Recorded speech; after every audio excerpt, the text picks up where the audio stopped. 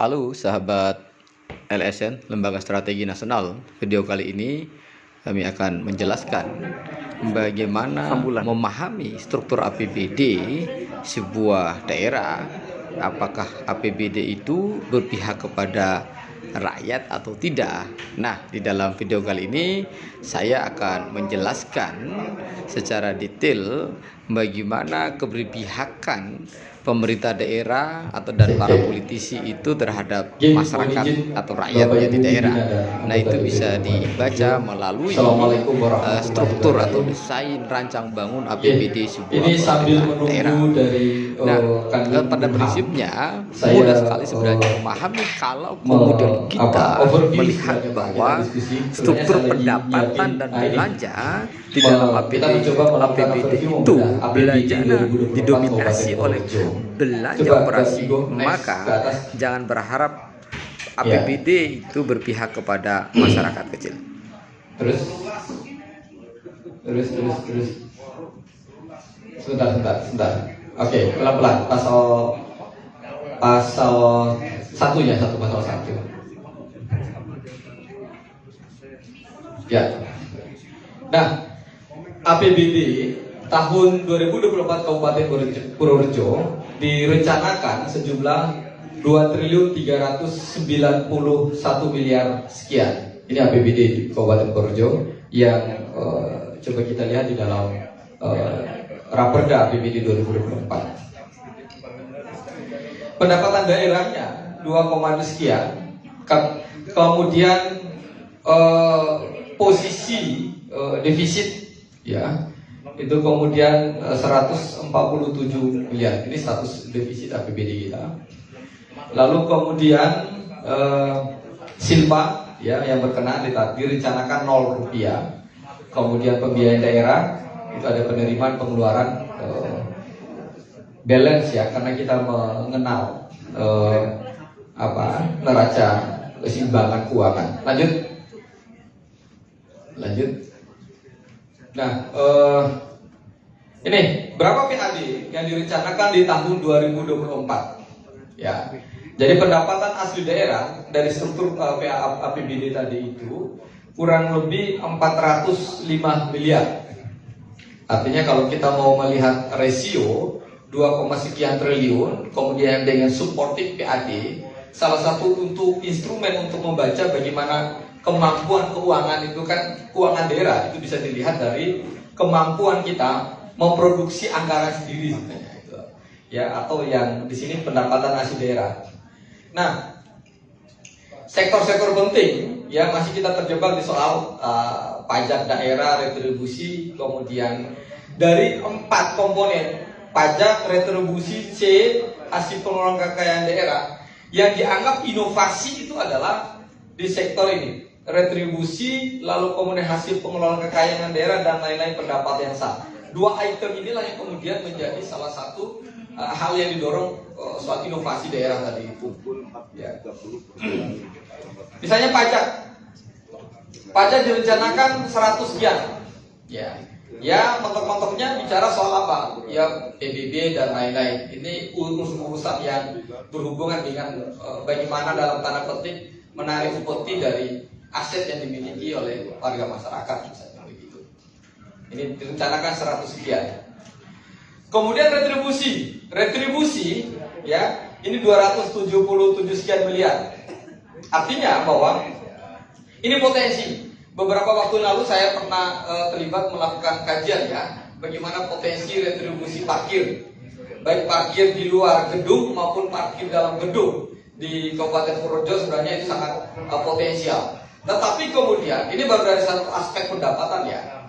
Tata kelola parkir kita itu masih belum, menurut saya belum masuk kepada fase bahwa ini kategori menjadi instrumen strategis. Contohnya misalnya begini, kenapa parkir di Purworejo ini contoh Pak, tidak menggunakan skema bisnis to bisnis ya.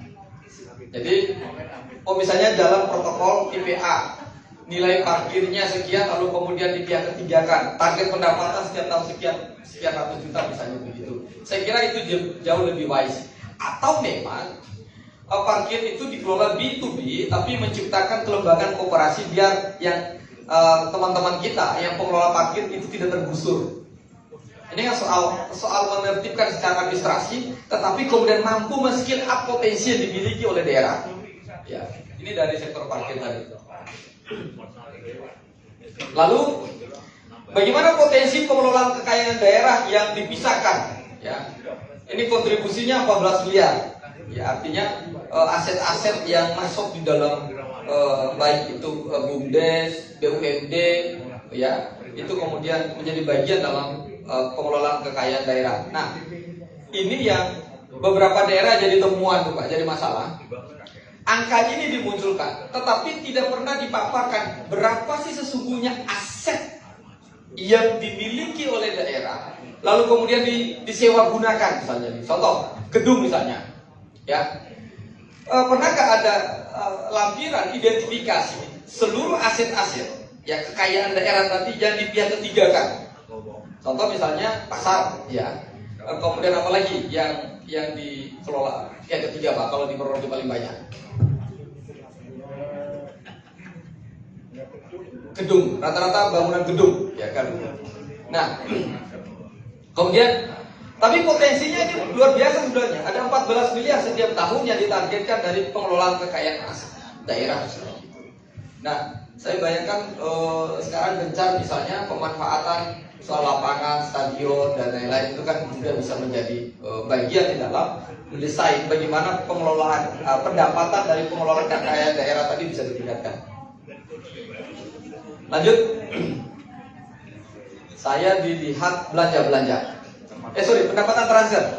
Pendapatan transfer kita berapa? Turun lagi. Pasal 5. Ya. Mana pasal? Pendapatan transfer. Ya. Kalau dilihat APBD kita direncanakan 2024 2, sekian triliun. Pendapatan transfer kita 1,8 triliun. Jadi perbandingannya artinya masih jauh bahwa kita disupporting ya dari pendapatan transfer. Nah, ini yang saya bilang kemarin semalam bahwa di pendapatan ini, pendapatan transfer, kan ada pertanyaan pasca diskusi tadi malam.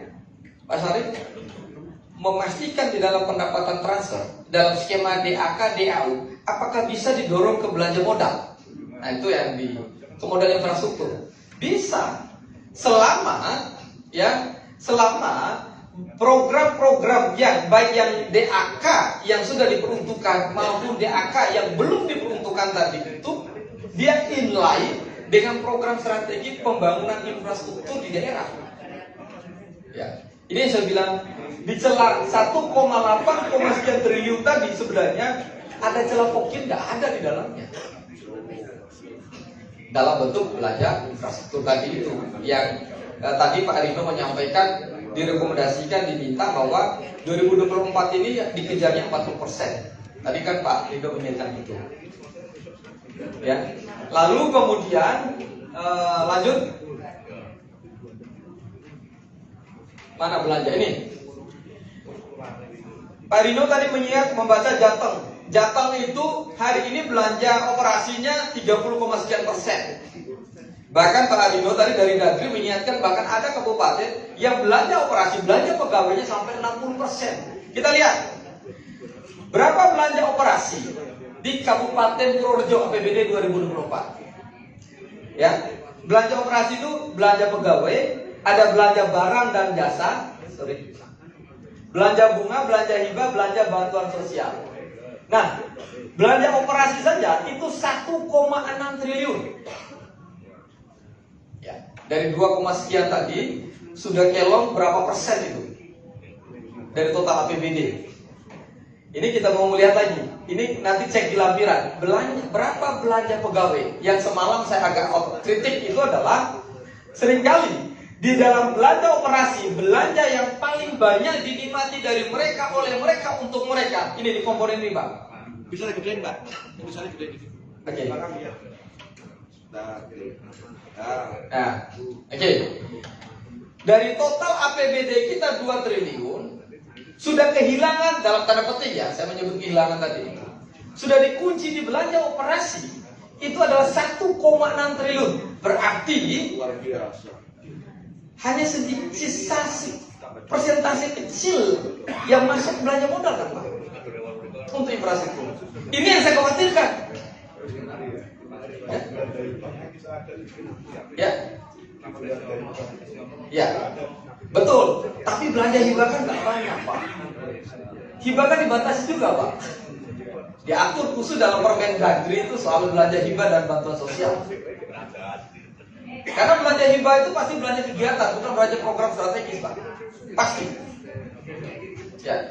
Nah, sehingga kami seringkali menemukan cara anggaran siluman tadi itu disiluman kemana Pak? Ini belanja barang dan jasa, ini adalah belanja urusan penunjang pemerintahan. Ini adalah cara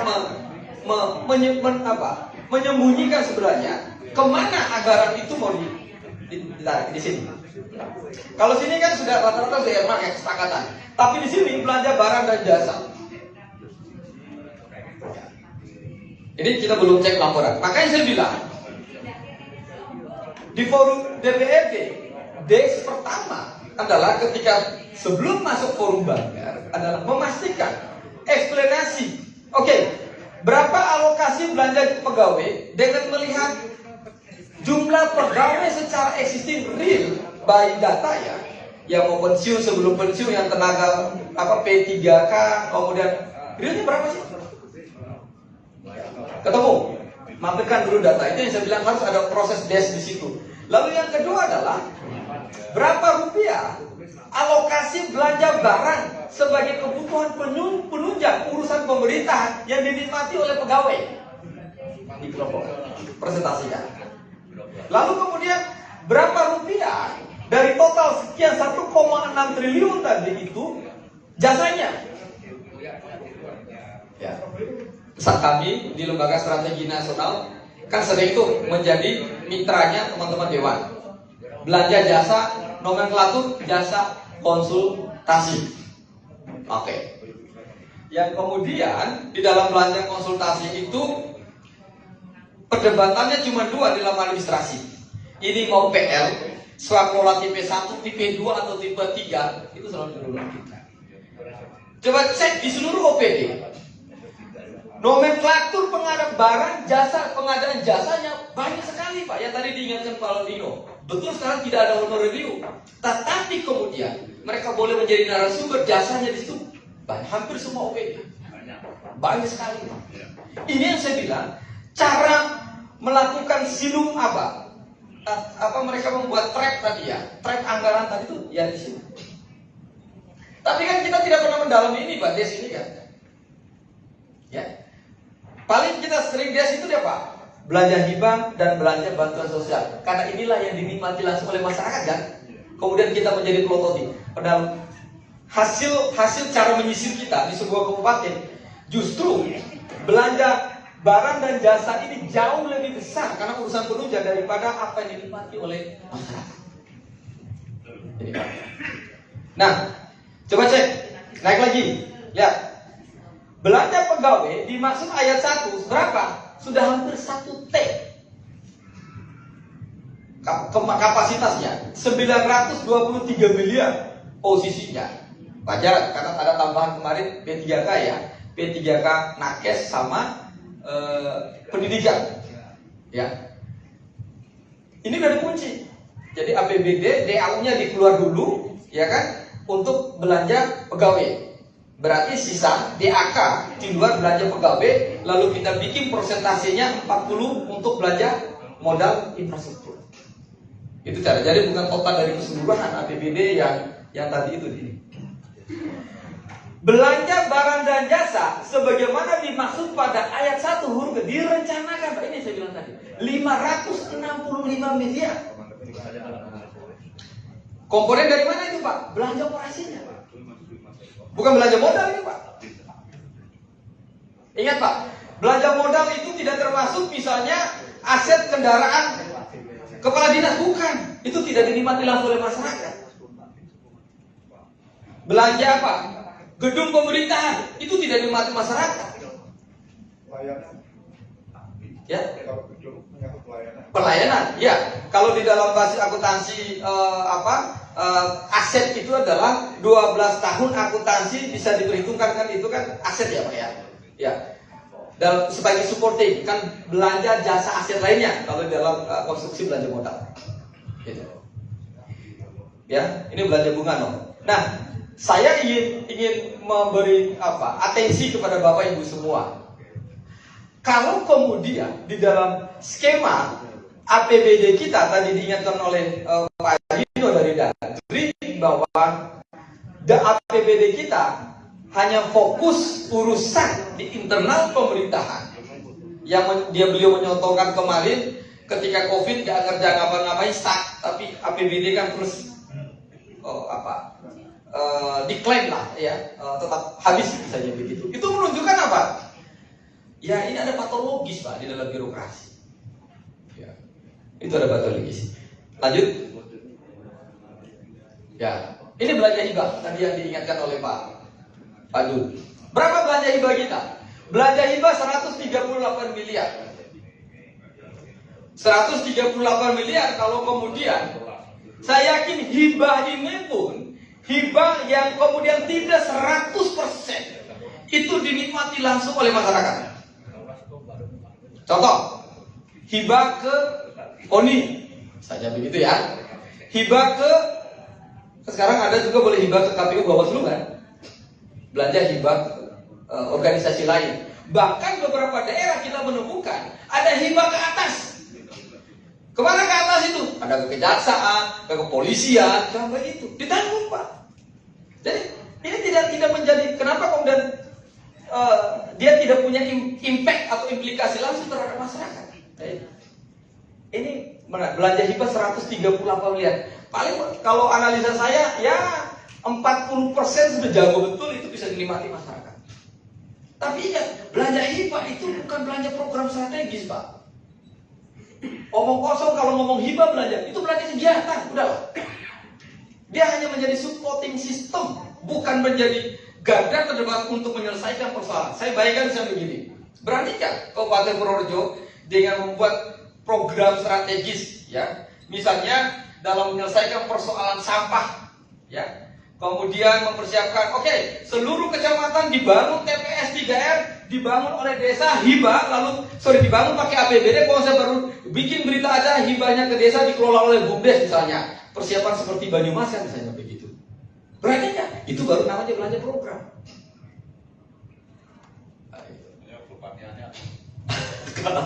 Bupatiannya, amin. Belum bayar utang. Ya, ini yang saya maksud gitu ya. Hibah-hibah kita ya sudah rahasia umum lah, hibah ke atas itu lah. Harusnya dari atas hibah ke bawah, ini kan kita hibah ke atas ini. Yang jago itu kan Gadung ya, dia bisa memberi supporting hibah ke provinsi, ya itu baru keren. Dari PAD-nya sakit kuat. Nah, terus berapa belanja modal kita Pak? Belanja modal 190 miliar. Mau jadi apa? Apa mau bisa menyelesaikan 5 isu strategis Purworejo yang kemalang kita bedah? Soal ketimpangan ekonomi, IPM rendah, kemudian stunting, ya, kerusakan lingkungan, ya soal ekonomi tidak produktif, misalnya begitu. Kan dirumuskan dengan mengintervensi satu. Ini kan yang kemudian jadi rebutan non sewu, jadi rebutan kita di 45 orang anggota dewan kan? Jadi JUT, jadi traktor, jadi apa lagi? Ya ini. Kalau disimulasikan berapa persen? Kan lebih banyak belanja barang dan jasa urusan pemerintahan kan tadi kan? Yang di dalam belanja operasi berapa? 500 sekian miliar. Timpang nggak? Timpang. Ini saya bilang sudah tidak sehat kalau kemudian kita punya perspektif para Belani atau Nototani Jogo Pasar misalnya. Moga baik. Enggak ada visi-visi yang pertanyaan juga jawabnya. Ya. Nah, jadi modal tanah, peralatan, mesin, modal belanja bangunan dan gedung, pasti ini kecil-kecil kan? Bukan belanja modal yang strategis yang kemudian dalam rangka mendukung bahwa Purworejo itu sebagai salah satu lumbung berasnya misalnya begitu, ya kita target bisa panen 3 kali setahun, maka kita akan membangun proyek strategis daerah Purworejo, irigasi teknis mulai dari itu baru keren.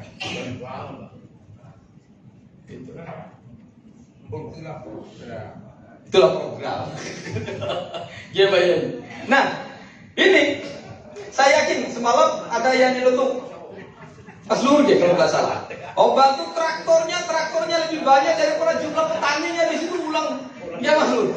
Biasanya Pak Dur, Pak. Biasanya Pak Dur laris luas lahan pertanian 8 hektar, traktor 14. Nah, ini kan saya nggak tahu itu kalau di dalam orang pacaran itu kan MBA ya, married by accident atau program by accident atau kemudian by planning kayak gitu Pak. Nah, keceplosan itu. Ini belanja modal Pak, terlalu kecil Pak, serius. Terlalu kecil Pak. Rasio kalau kita bikin perbandingan dari total APBD kita 2 triliun, keluarkanlah belanja pegawai tadi, itu masih kecil. Nyampe nggak? Berapa persen Pak Jugo kalau itu? Ya, ini.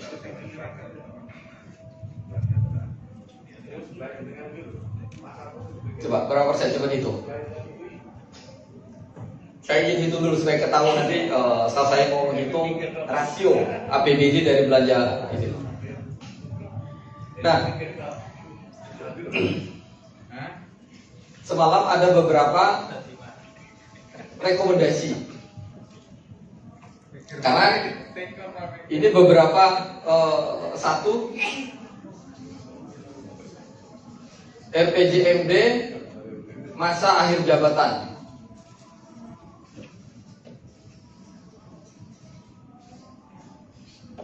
Ya, kalau kita mau lakukan overview masa akhir jabatan, di sini kita bicara soal target dan capaian.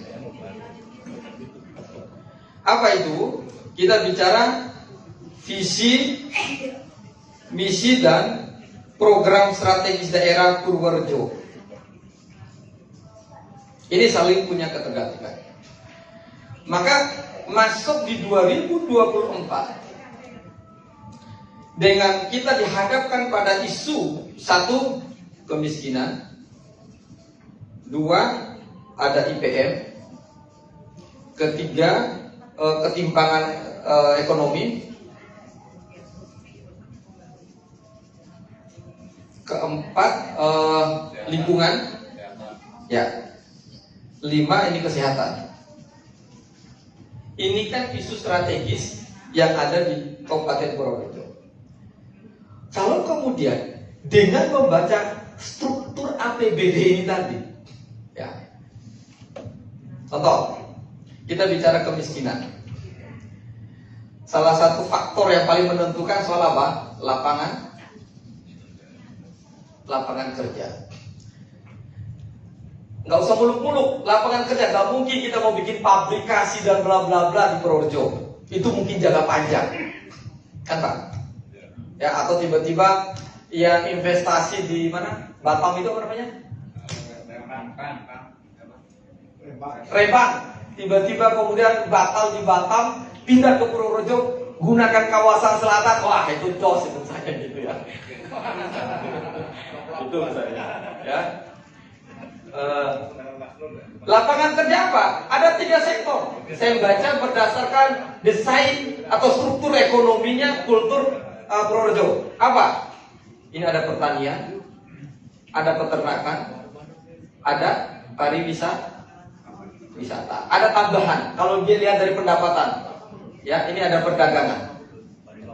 Ya, ini kan sektor yang mendukung pembentukan PDRB, ya, Kabupaten Purworejo. Tapi kalau kita mau melihat struktur, saya belum baca RKA-nya nih Pak. Ini baru makro, data makronya. Pertanyaan adalah sederhana misalnya.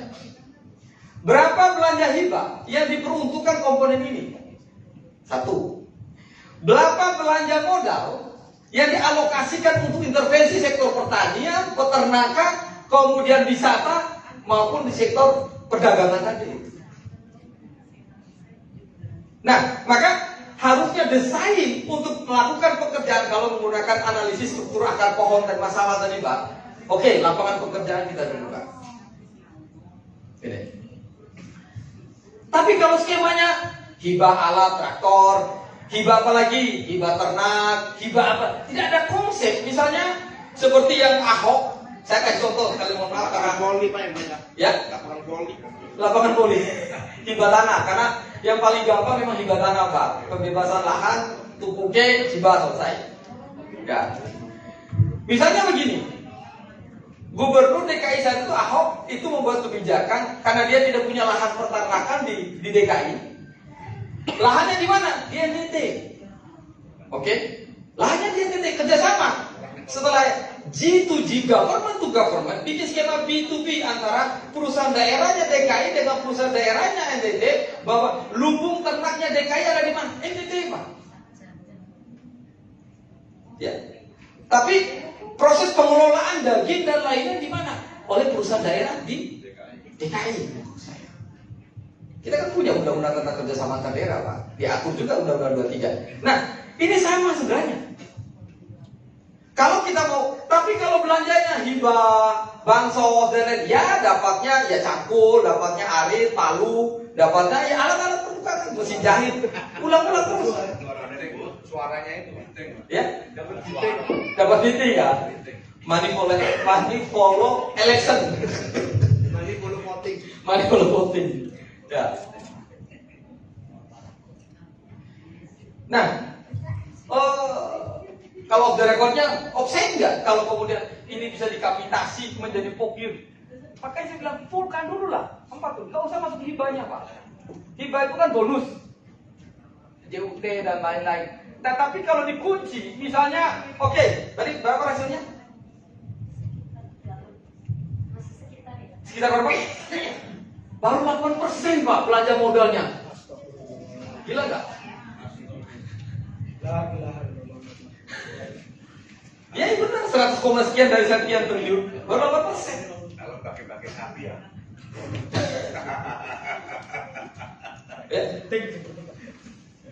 Ya bagaimana mungkin soal para petani kita, petani durian, petani beras, petani Purworejo kemudian bisa naik kelas? Ya nggak mungkin Pak.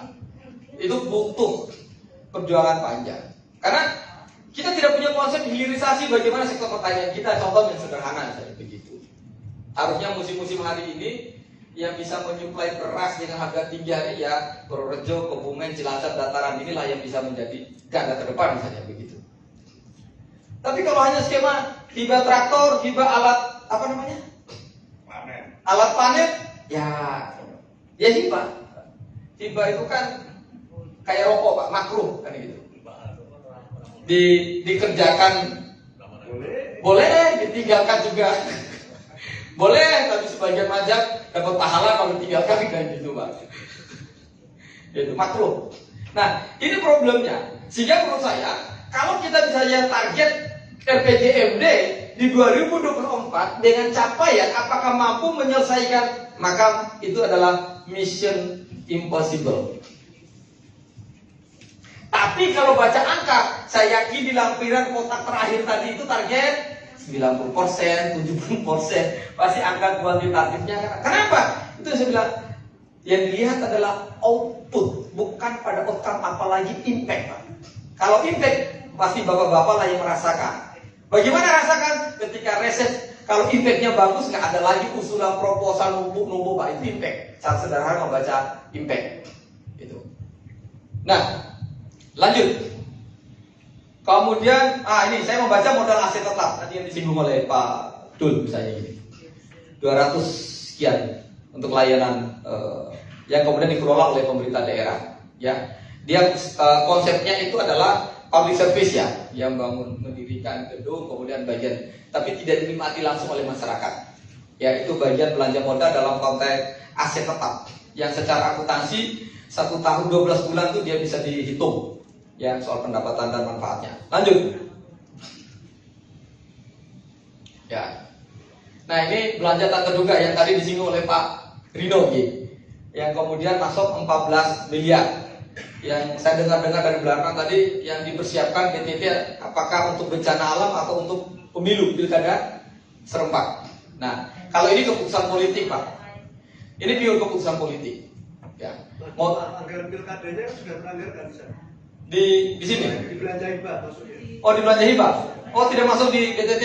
Enggak. Oke. Besar aja. Berapa ratus miliar, Pak? Berapa miliar? 60% dari kebutuhannya 100 ya, Pak. Kebutuhan totalnya KPU Bawaslu itu 100 ya. 60% disupport oleh APBD. Multi years kan ya? Kan bertahap, Pak? Bertahap. Tapi kan yang tahun ini kecil sekali, Pak. Oh, tahun ini. Yang 24 yang besar. 24 ya, makanya kan dia kan multi years konsepnya. Nabung tahun ini 2004 di purket tabungannya. Kita 2023 kecil sekali, Pak. Kecil ya? Jadi kita hanya sediakan untuk kegiatan administrasinya, kebutuhannya Bawaslu dan KPU. Jadi kita nggak mengikuti aturan saving berapa persen, kita nggak ikuti. Siap. Tapi terganggu nggak ruang fisikal 2024? Tiba-tiba kalau di proyek besar di sana? Nah, makanya itu di situ tuh, di belanja hibah itu, Pak. Itu 138 itu besar belanja hibahnya. Karena itu ada untuk KPU dan Bawaslu. Oh, oke. Berarti bukan hibah tadi untuk belanja ke masyarakat tadi, bantuan itu tadi ya? Masuk, termasuk. Oh, dibagi lagi, oke. Siapa ketua? Yang paling banyak belanja terbang. Oke, masuk. Nah, ini belanja bantuan sosial, ya. Ini kan mandatory spending sebenarnya belanja bantuan situ 8, sekian miliar. Kalau bilang terganggu, makanya belanja modal kita cuma 190. Makanya, ya itu kelihatan Pak, cuma 8% dari APBD kita ya terganggu sebenarnya Pak. Ya. Terus naik terus. Saya mau lihat terus. Simpa.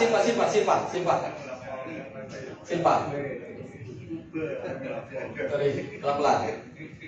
Nah, Pak Dul, kalau Silpa Blood tahun existing 2023 berapa? 2022 kemarin berapa? Blood.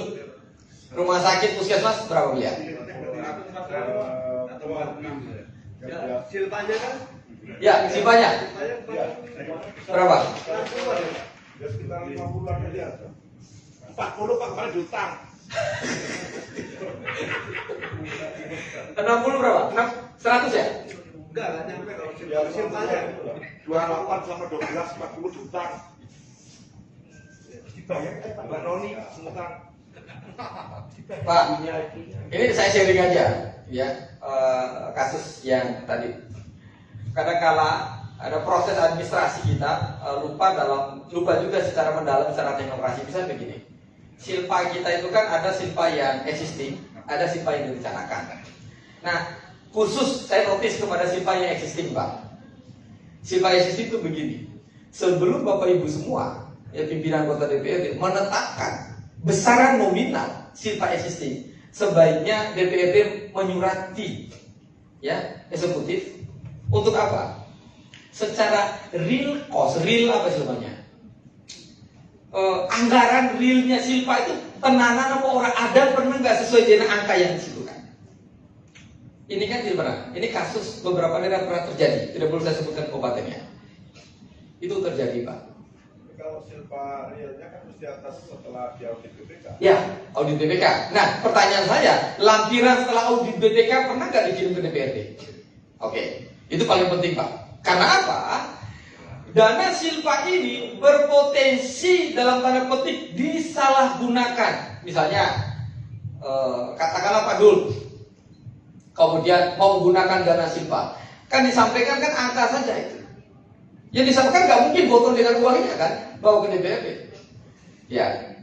Lalu kemudian uang itu dipakai untuk diputar, misalnya ada investasi dan lain-lain, kan diutang. Kan tanpa pengetahuan itu.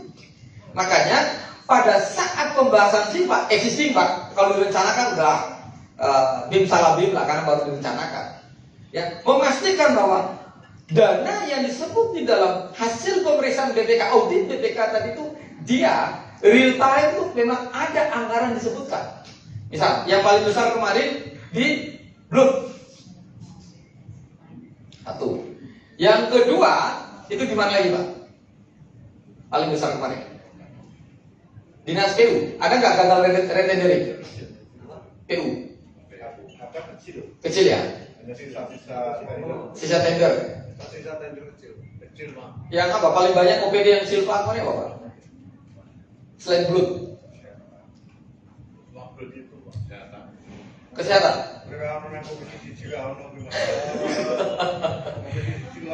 Ya. Kecil-kecil ya. Oke, yang paling banyak memang ini di rumah sakit puskesmas ya. Rumah sakit. Ya, yang paling besar blood. Nah, kemarin ada diskusi di beberapa daerah, tanya kita, seberapa longgar ruang fisikal blood ini teman-teman DPRD bisa terlibat di dalam pembahasan peruntukan. Gelondongan rumah sakit, Ya, gelondongan rumah sakit yang bisa faktur relatif tidak ada ruang. Ya. karena mereka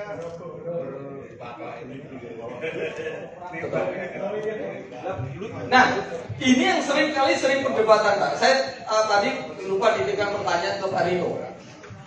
Jadi ini Dinkes, ini RSUD, kemudian ada puskesmas. Pertanyaannya adalah, apakah program yang dilaksanakan oleh RSUD dan puskesmas tadi, dia di bawah program restranya Dinkes atau dia otonom? Dinkes kan? salah. Enggak, Dinkes Pak. Upin-ipin. Itu di bawah Dinkes Pak. Bertanggung jawab dulu. Ya levelnya kan karena dia kan badan usaha, tetapi kemudian untuk menjalankan sebagian kewenangan dinas kesehatan yang secara teknis, maka dibentuklah RSUD dan kan layanan Pak. Nah, dana 60 miliar teman-teman DPRD agak susah masuk. Karena DPRD, menurut saya polanya menganggap bahwa blood ini ya adalah sama aset bersama yang kemudian bisa diminta dalam bentuk, gak bisa Pak. Yang bisa itu adalah apa? Ini adalah ngesup, istilah saya, ngesup program. Kemana? Masuk di dalam rencana kerjanya dinas kesehatan. Contoh misalnya, ini contoh. Pak Dul ingin bahwa di kecamatannya Pak Dul itu ada program mau menaikkan puskesmas itu naik seperti levelnya Pratama. 10 tahun nggak ada bangun puskesmas satu pun Pak, nggak ada. Jangan lupa. Ini contoh misalnya. Bangun. Biar yang Ya. proyek ini. Rawat inap, nah bisa begitu. Maka dari mana? Belum boleh Pak. Kenapa? Ini kan ada apa? Investasi kan di situ. Investasi. Orang rawat di puskesmas maksudnya minat tenaga bayar semua karena itu tadi. Nah, ini yang saya bilang. Tetapi kalau DPRD tidak bicara soal ngesub program strategis, hanya istilahnya, oh bisa nggak dialih? Kayak kemarin di Kabupaten Tetangga tuh mereka pikir belum itu dialihkan, nggak bisa Pak. Nomenklatur juga begitu, nggak ketemu. Ya, mau dianggap sebagai hibah, boleh diambil hanya CSR-nya, ya dari rumah sakit itu boleh. Tapi maksud saya, celah fisikalnya ada ruang. Pak Dul mengusulkan misalnya, oke di kecamatan bahwa seluruh puskesmas itu kita naikkan kelasnya. Bisa dia bisa rawat inap, berarti kita nambah fasilitas. Nah, itu masuk program menurut saya, program strategis tadi. Misalnya peningkatan kualitas infrastruktur sarana prasarana layanan puskesmas sehingga dia bisa rawat inap. Ada penambahan dokter, kan program tuh Pak. Kegiatannya apa? Ada pengadaan alkes, pengadaan dokter, pengadaan nakes, misalnya. Kan masuk kegiatan itu. Nah, ini contoh, ya. Nah, makanya saya bilang Silva tadi khususnya saya notice kepada Silva Blood gitu ya, bahwa sebenarnya ada celah fisikal yang dimiliki DPRD di dalam hal bersama-sama menginsight gagasan program tadi, ya gitu. Lanjut. Terus lanjut. saya mau lihat lampiran belanja modal. Coba ketik lampiran belanja modal.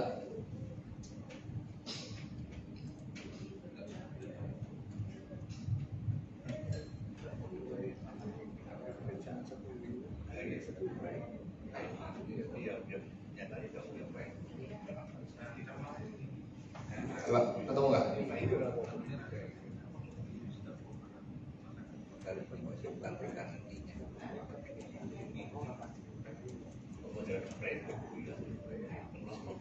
Ada belanja modal. Ini Pak, ini ya. Kenapa saya hanya mencermati belanja modal? Karena ya secara idealisme maupun berpihakan, ya disinilah yang kita bisa perdebatkan. Yang lain-lain itu apa? Pragmatis. Fokus saya ini. Misalnya belanja modal kita, belanja modal peralatan dan mesin, ya porsinya ada 64 miliar. Ya nggak sih? Ya. 64. Ya, 64 miliar. Benar.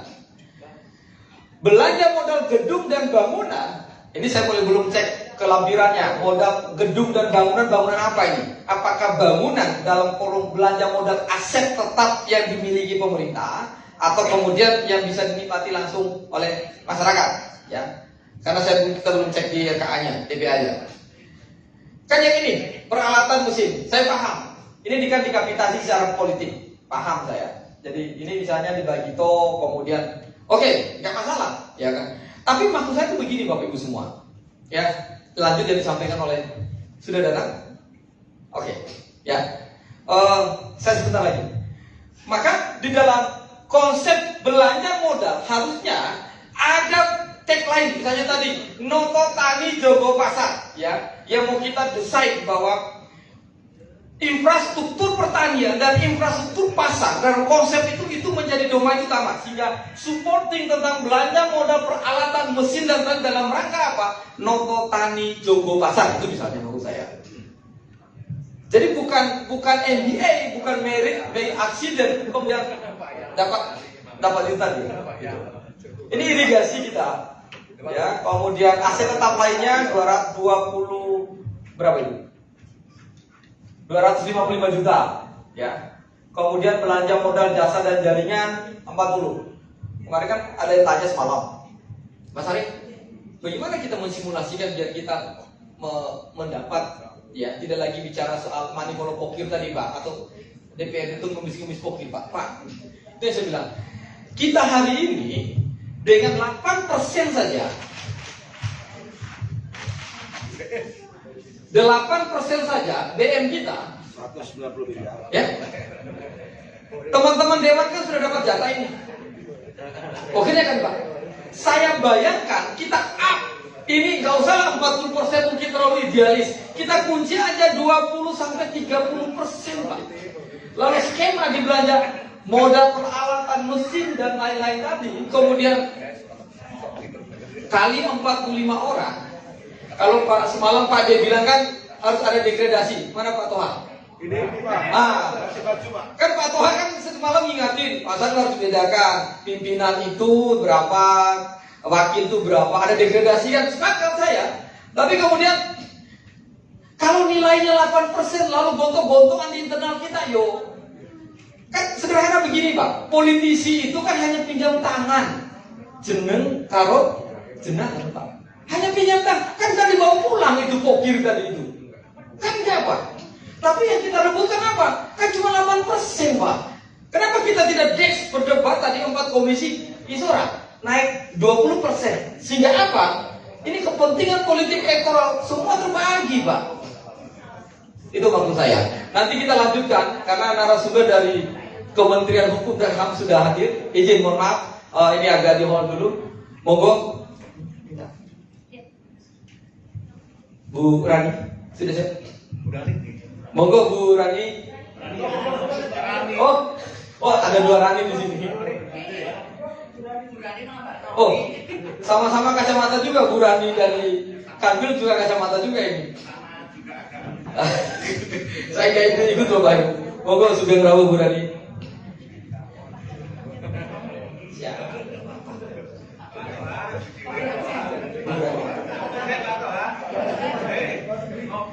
Ya, baik Bapak Ibu semua sambil ambil kopi boleh sembari menunggu Bu Rani menyiapkan bahannya. Terima kasih. Assalamualaikum warahmatullahi wabarakatuh.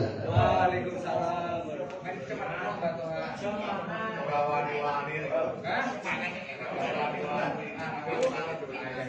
Saya kira